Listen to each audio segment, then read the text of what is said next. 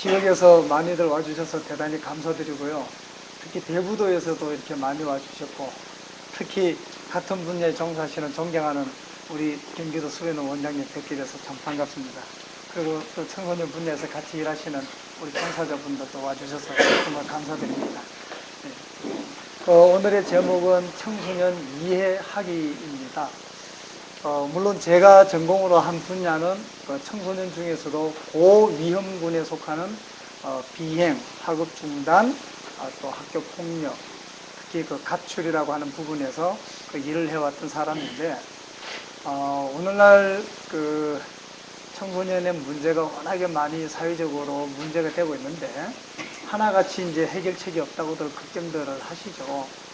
그래서 저와 여러분들이 함께 무슨 뭐 해결책을 찾고자 하는 그런 입장보다도 조금이라도 청소년에 대해서 좀 이해를 하고 돌아가게 되면 가정에서나 또 사회 곳곳에서 우리의 청소년들을 보다 좀 안전하고 또 건강하게 또 성장시킬 수 있도록 하는 우리 어른으로서의 할 일이 있지 않을까, 그 이해의 폭을 조금 넓히기 위해서 강의안을 좀 마련했습니다. 고대 그리스의 그 예술품에 보면은 그 기둥에 이런 게 쓰여 있답니다. 요즘 젊은이들은 참 버릇이 없다. 참 앞으로 그 도시의 미래가 걱정이 된다. 뭐 그런 글귀가 있답니다. 그게요, 얼마 정도 되어 있는 글귀인 것 같아요? 지금 그리스가 태동이 BC 2000년, 그러니까 지금으로부터 4000년 전 시대 이야기들입니다. 그때도 청소년, 그 젊은이들이 버릇이 없다고 어른들이 그랬다는 얘기예요. 근데 지금 4000년이 지난 지금도 학교에서 무슨 일이 벌어지고 있냐면, 어떤 한 아이가 선생님한테 찾아갔답니다.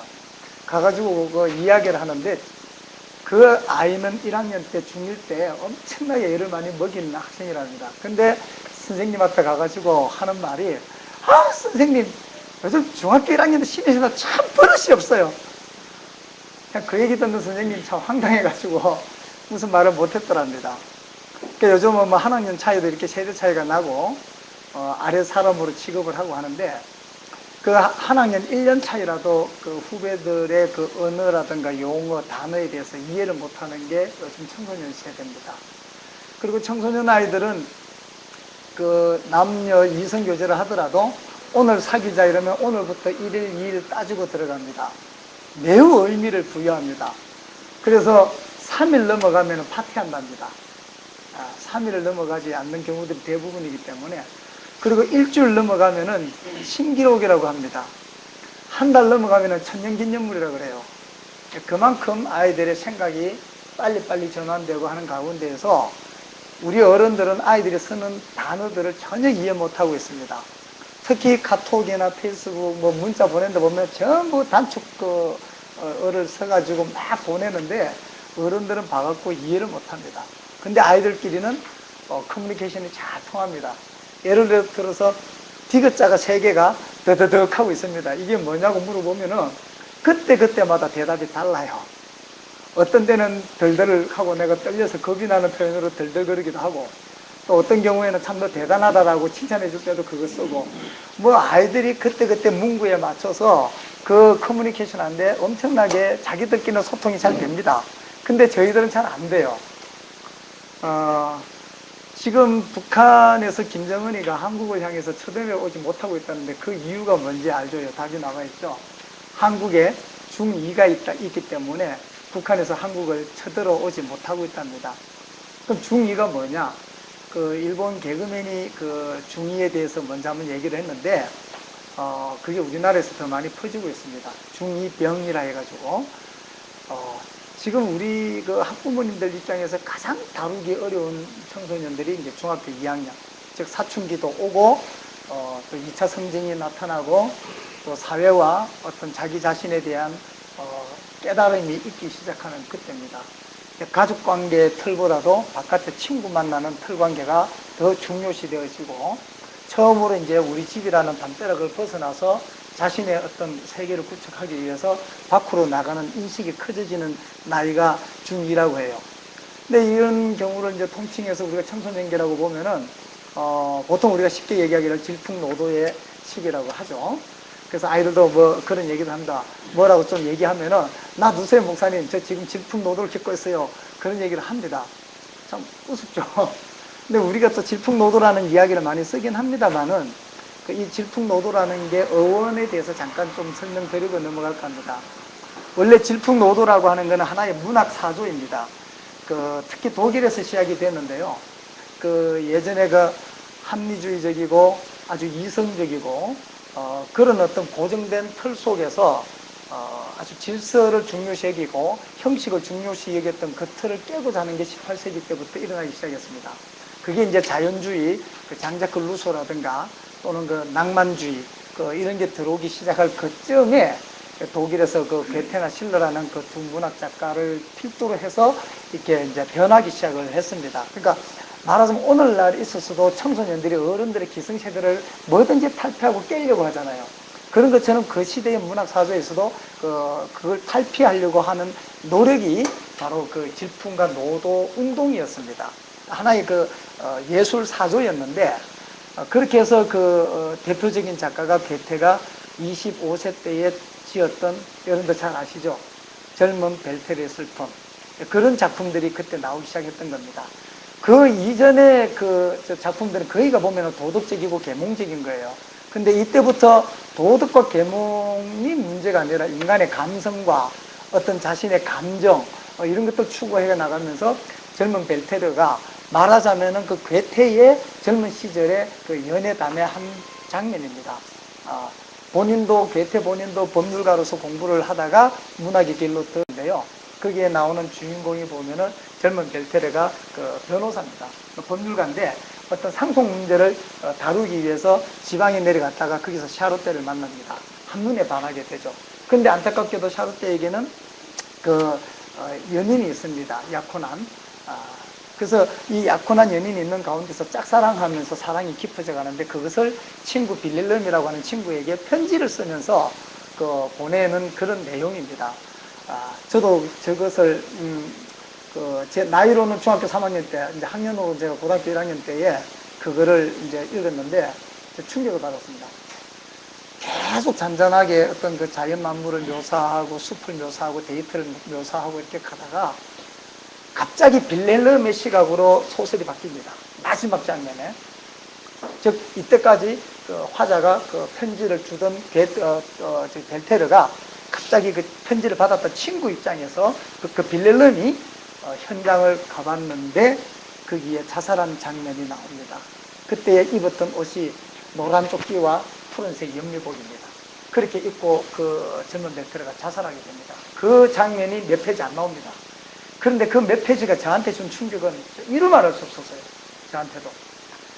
그러면서 그 당시에 독일 사회에서 자살을 모방해가지고 푸른색의 연밀복을 입고 노란 조끼 입고 자살하는 풍조가 모방 자살해갖고 엄청나게 일어났죠. 이런 식으로 인간의 어떤 생각한 거에 파격을 갖다주고 그 모습이 달려가는 바람과 같고 정말 성난 파도와 같다. 이래서 질풍노도의 문학 사조다라고 이름 붙이고, 여기에 미국의 호킨스 대학의 정신분석학자인 홀이라는 스탠리 홀이라고 하는 심리학자가 있어요. 그 학자가 독일에 유학을 가가지고 공부하면서 그 사조를 접하게 됩니다. 그러면서 이제 거기에 공부를 하고 미국에 돌아와서 보니까 청소년을 연구할 때 이 청소년기의 정신 상태가 꼭 18세기의 독일의 문학 사조였던 질풍노도의 운동과 흡사하다라고 해서 이제 청소년기를 질풍노도의 시기라고 말한 것이 전 세계적으로 퍼지게 됐던 배경이 있습니다. 보통 스탠리 홀이 그 말을 했다라는 것까지는 그래도 알아도 그 뒷배경에는 그런 게 있다는 걸 잘 모릅니다. 즉 다시 말하면 청소년기라는 게 그렇게 이해하기 어렵고, 그리고 맹목적으로 달려나가고, 한 가지 어떤 목적이 있으면은 그냥 그 상황에서 모든 것을 올인해버리고, 그런 과정이 진짜 거침없는 파도와 같고 달려가는 바람과 같다, 그렇게 하는데, 사실 저는 제가 청소년기에는 대단히 소심했습니다. 그리고 저도 학교 폭력을 경험했고요. 폭력 정도가 지금에 나오는 아이들 수준에 저도 경험을 했습니다. 어, 중학교 1학년 때 입학을 했는데 제가 머리가 좀 좋아가지고 그 학교에서 특별반이라고 하는 제도가 옛날에 있었습니다. 전교생이 한 학년의 전교생이 그 당시에 한 1000명 정도 되는 그런 대단히 학교입니다. 뭐 한 학급에 60명, 70명씩 있던 시절이죠. 그래서 뭐 15반씩 막 가고 이랬던 시절에 그 딱 전교 1등에서 60명 딱 뽑아갖고 특설반에서 하는데 그 반에서 3년간을 떨어지지 않았습니다. 그런데 저를 괴롭혔던 아이가 3명 있는데 그 아이들도 공부를 좀 못했으면 참 좋았겠는데 공부도 잘하는 것들이 3년 동안 공부 잘하니까 말 그대로 특설반에서 3년 동안 계속 저를 쫓아다니는 겁니다. 그리고 그 아이들이 저한테 괴롭히는 것은 정말 제가 집에 와서도 말 못하고 친구한테도 말 못하고 그냥 당해야 되는 줄 알았어요. 그때 그 당한 괴로움이라고는 정말 지긋지긋했죠. 지옥이라는 게 그런 지옥이 없어요. 가방 들고 가는 거는 둘째 치고 저녁에 남아서 그때도 야자라는 게 있었는데 뭐 자기들은 도시락을 사오지 않고 있으면서 저한테 가서 대구 서문시장 가서 먹을 걸 사오라고 해요. 그걸 안 사오면 전 두드려 맞습니다. 그때도 빵 셔틀이라는 게 있었어요.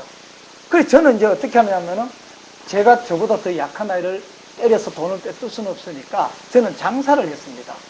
그러니까 건빵을 사러 가는데 건빵이 25원 했습니다. 그래서 아이들한테 30원씩 받았습니다. 내가 심부름 해줄게 5원 내놔라. 그럼 애들은 그거는 좋아했어요. 왜냐면 자기들이 그 뭐 담당 넘어서 나가가지고 막 그 저녁거리를 사오는데 30원이면 충분히 아이들이 좋습니다. 그래서 그거를 제가 여러 명 거를 갖게 되면은 내 건빵도 하나 나오지만은 내가 두드려 패는 개들한테 사줄 것도 나오는 거예요. 그런 식으로 했는데 제가 중학교 졸업하고 고등학교 올라갈 때에 참 행복했습니다. 다시는 저놈들 보지 않으리라.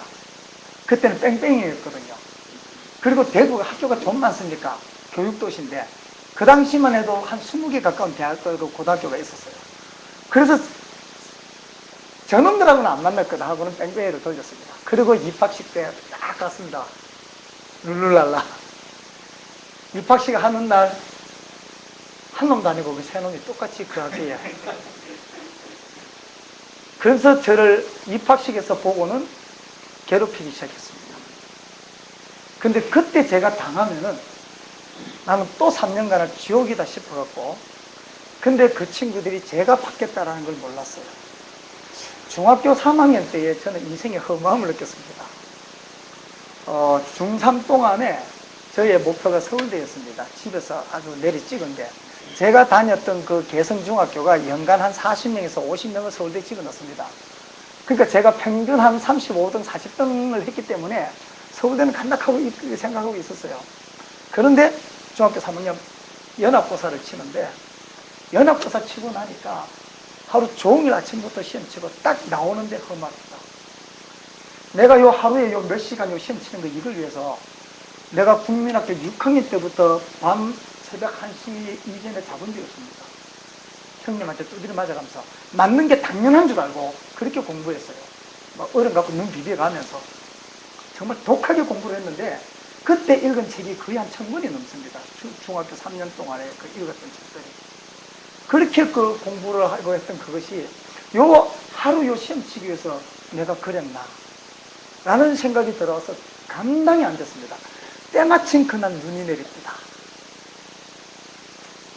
그리고 저는 병원에 갔는데 갑작스럽게 대한민국에서 3개월의 휴가를 저한테 줍니다. 12월 6일인가 7일인가 그때 연합고사를 쳤는데 3월 5일날 개학날까지 방학이에요. 학교도 갈 필요도 없고 아예 교실에 가도 난장판이고 선생님들도 들어오지도 않고 그 완전히 자기 마음대로 12월달 그리고 12월 24일인가 23일인가 그때 방학을 하고는 또 한 2달간 방학 동안 뭐 봄방학 끝나고 뭐 이렇게 뭐 계약한다 해도 아무 상관없고 그냥 졸업해버리고 그 3개월 동안에 정말 학교와 집밖에 몰랐던 제가 완전히 바뀌게 됩니다. 여자를 알게 됐고요. 여자를 알게 되니까 담배를 알게 됩니다. 담배를 알게 되니까 친구를 알게 되고 어울려 다니는 친구들이 우리 동네에서 내가 만나던 골목 그 내 친구들을 벗어나서 타 동네에 논다 하는 친구들이 친구가 되는 거예요. 그러다가 저는 정말 제 인생에 특별한 경험을 한 번 했습니다. 아지트가 있지 않습니까? 거기에 늘 갑니다. 집에 대해서는 집에서는 모르죠. 늘 공부하러 간다 하고 가니까. 근데 아지트에 갔는데 아무도 안 와서 그날따라 아무도 안 왔는데 나 혼자 있었어요. 그 우리 골목길에 담배 피우고 있는데 애가 하나 지나가는데 좀 뚱뚱하고 좀 부자같이 보이고 뚱뚱합니다. 부자가 봐요. 그리고 저보다 키도 더 크고 덩치도 있었어요. 그런데 한번 해보고 싶은 거야. 그래서 처음으로 저는 도전이라는 걸 해봤어요. 야, 너 이리 와봐. 속이 막 벌벌벌 떨렸습니다. 근데 걔가 약 하는 소리에 얼어붙은 듯이 꼼짝 못하고 오락하는 제 말에 오는 거예요. 아, 이거구나 싶더라고요. 그래갖고 돈 내놔. 뭐 주머니에서 너 돈 찾아서 나오면은 이런 애 한대. 저도 그때 그랬단 말이에요. 저도 배웠으니까, 당했으니까. 근데 그 아이가 돈을 내놓습니다. 그 경험이 저를 완전히 바꿔놨습니다. 그때부터 저는 고등학교 올라가가지고 입학식 날에 그 아이들을 만났는데 제가 이제는 바뀌었죠. 그래, 한 놈만 물고 늘어지자. 그 주유소 습격 사건에 보면 유호성이가 한 놈만 패자 그러잖아요. 그거 제가 만든 겁니다. 한 놈만 자꾸 늘어지자 해갖고 입학식 날 싸웠습니다. 난리 났죠. 그래갖고 학교 불려가고 그때부터 저는 학교에서 문제아로 찍혔습니다. 그런데 고등학교 1학년 동안의 공부가 중3 때 배웠던 공부 실력이 중학교 1학년 때 책 한 권 공부 안 해도 그거 먹혀 들어갑니다. 특설반에는 못 들어갔지만 열등반에서 1등, 2등 정도는 하는 거예요. 그런데 그게 2학년 되어가도 또 공부 하나도 안 해요. 그렇게 하다가 3학년 됐습니다. 이제는 앞이 깜깜합니다.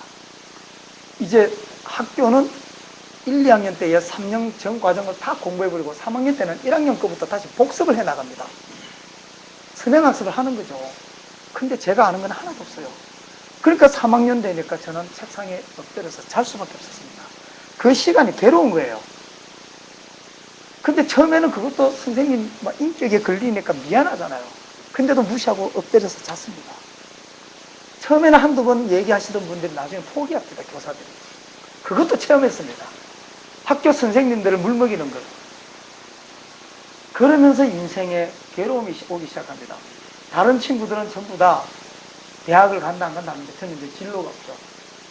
중3과 고3 완전히 바뀌어진 제 인생에 저는 멘토가 없었고 지도해주는 사람이 없었고 회사하러 다녔고 집에서는 모르니까 동네에서는 사고 안 치고 그래서 제가 심하게 맞아본 게 20명한테 끌려가서 부엌칼 앞에 갖다 들이댄 상태에서 맞았습니다.